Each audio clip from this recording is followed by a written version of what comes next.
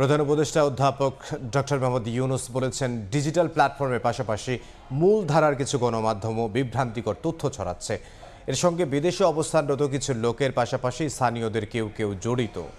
বাংলাদেশের গণমাধ্যমের বর্তমান অবস্থা নিয়ে প্রতিবেদন প্রকাশ উপলক্ষে বুধবার প্রধান উপদেষ্টার সঙ্গে সাক্ষাৎ করেন বাংলাদেশে ইউনেস্কোর প্রতিনিধি সুশান ভাইজ ও সংস্থাটির freedom of expression and safety of journalist সেকশনের জ্যেষ্ঠ প্রকল্প পরিচালক মেহেদি বেন চেলাহ।